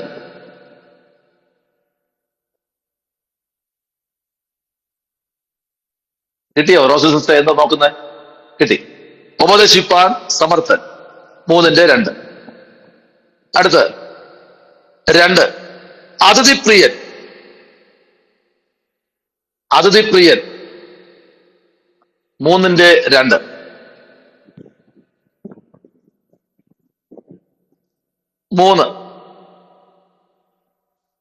ബഹുമാന്യൻ 3.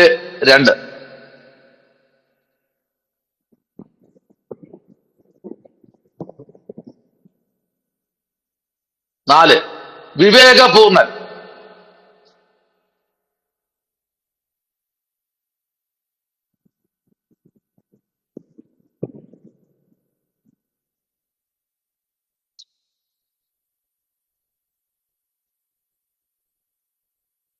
5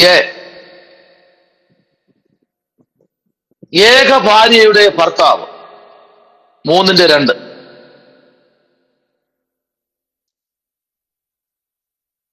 2 സ്വന്തം കുടുംബത്തെ നന്നായി ഭരിക്കുന്നവൻ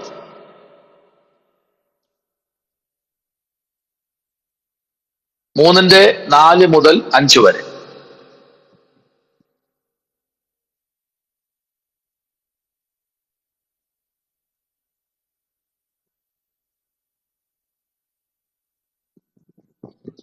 നാല്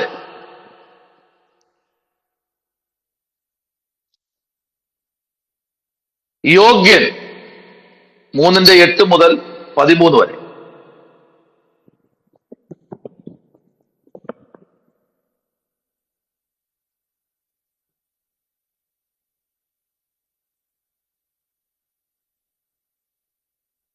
5 പരമാർത്ഥതയുള്ളവൻ 3:8.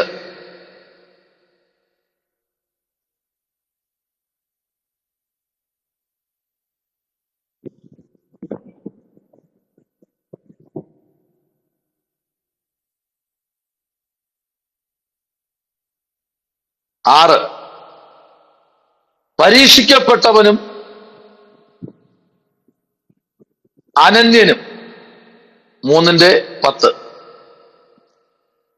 7 കുടുംബം.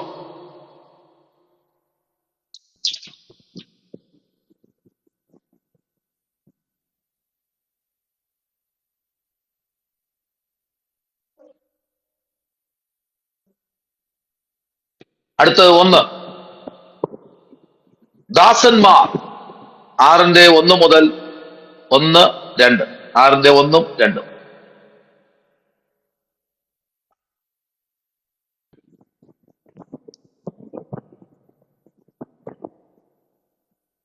2 മൂപ്പന്മാരും മൂപ്പന്മാരാകുവാൻ പോകുന്നവരും. മൂപ്പന്മാരും മൂപ്പന്മാരാകുവാൻ പോകുന്നവരും. 5:17 മുതൽ 25 വരെ. നമുക്കിപ്പോൾ ശുശ്രൂഷയിൽ എത്ര മൂപ്പന്മാരുണ്ടെന്ന് അറിയാമോ? ബാക്കിയെല്ലാം മൂപ്പത്തികളാണ്.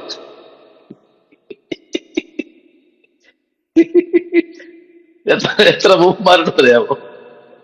നമ്മുടെ Gajees brother, Jiveesh brother, Aji brother, പിന്നെ നമ്മുടെ സെബിൻ, പിന്നെ വേറെ ആരാ? മറന്നുപോയല്ലോ, സന്തോഷ് പാസ്റ്റർ, ജിജോ, നമ്മുടെ രാജേന്ദ്രൻ,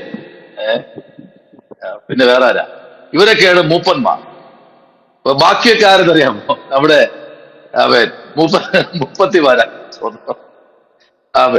മൂപ്പന്മാരാകുവാൻ ആഗ്രഹിക്കുന്നവർ. 5:17 മുതൽ 25 വരെ. സ്തോത്രം. അടുത്ത് 3 വിധവമാർ. 5:3 മുതൽ 16 വരെ. 4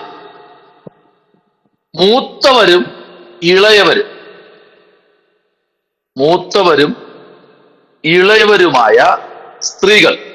5:2.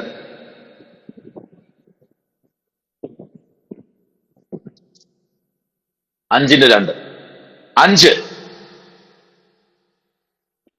മുതിർന്നവരും ഇളയവരുമായ പുരുഷന്മാർ. 5:1.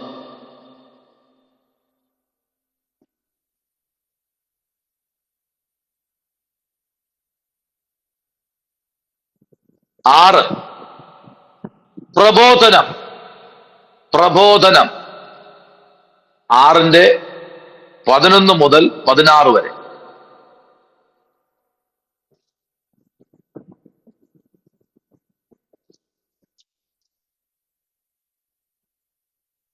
7. ധനവാന്മാർ.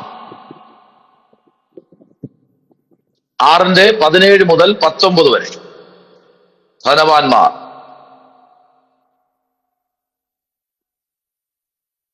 ഉപസംഹാരം. 6:20, 21.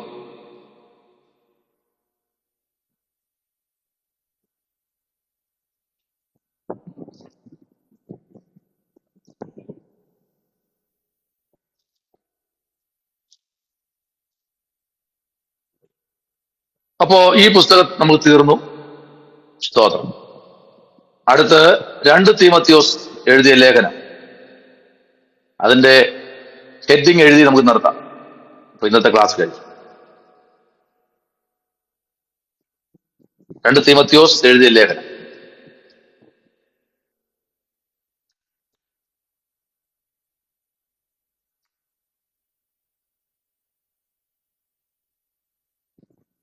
ഈ പുസ്തകത്തിന്റെ എഴുത്തുകാരൻ പൗലോസ്. എഴുതിയ കാലഘട്ടം AD 66, 67 അതിനകത്ത് എന്ന്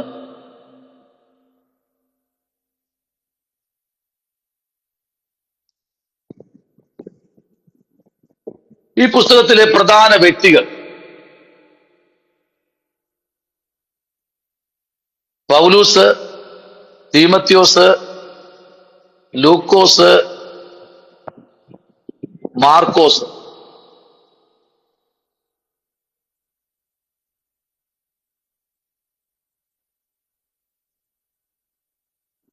പ്രധാന സ്ഥലം ഭയങ്കര സ്പീഡ് എഴുതി തീരണില്ലേ? ഓക്കെ.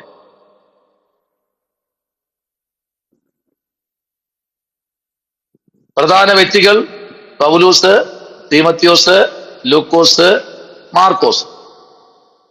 പ്രധാന സ്ഥലം എഫെസോസ്, റോം. എഫെസോസ്, റോം.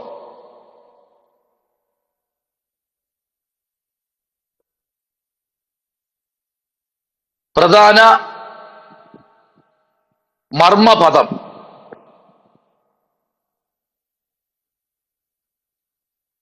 കഷ്ടം സഹിക്കുക. കഷ്ടം സഹിക്കുക.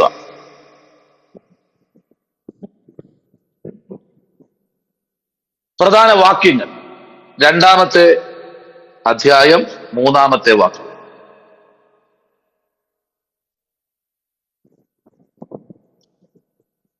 നാലാമത്തെ അധ്യായം 15-ാമത്തെ വാക്യം. 3-ാമത്തെ അധ്യായം 14-ാമത്തെ വാക്യം മുതൽ 17 വരെ.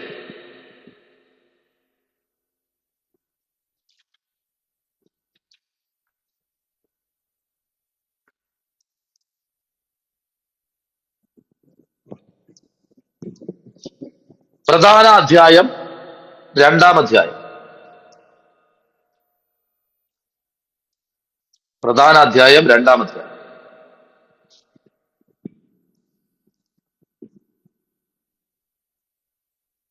ഒന്ന് വായിക്കാമോ? 2-ാമത്തെ അധ്യായത്തിന്റെ 3-ാമത്തെ വാക്യം.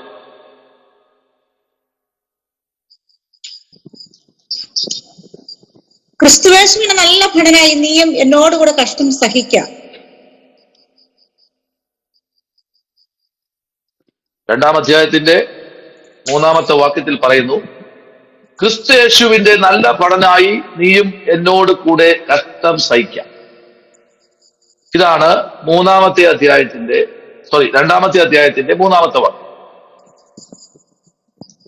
ആകെ ഉള്ള അധ്യായങ്ങൾ 4 അധ്യായമാണ്. ഈ 4 അധ്യായത്തെയും പൗലോസ് 4 തട്ടായി തിരിച്ചിട്ടുണ്ട് ഇതിനകത്ത്. അത് നമുക്ക് ഓരോ തട്ടായിട്ട് പഠിക്കേണ്ടതായി ഉണ്ട്. ദൈവം അവസരം ഒരുക്കട്ടെ. ഇഷ്ടമാണ്. അതിന്റെ 1-ാമത്തെ അധ്യായത്തിന്റെ 10-ാമത്തെ വാക്യം കൂടെ ഒന്ന് വായിക്കാമോ?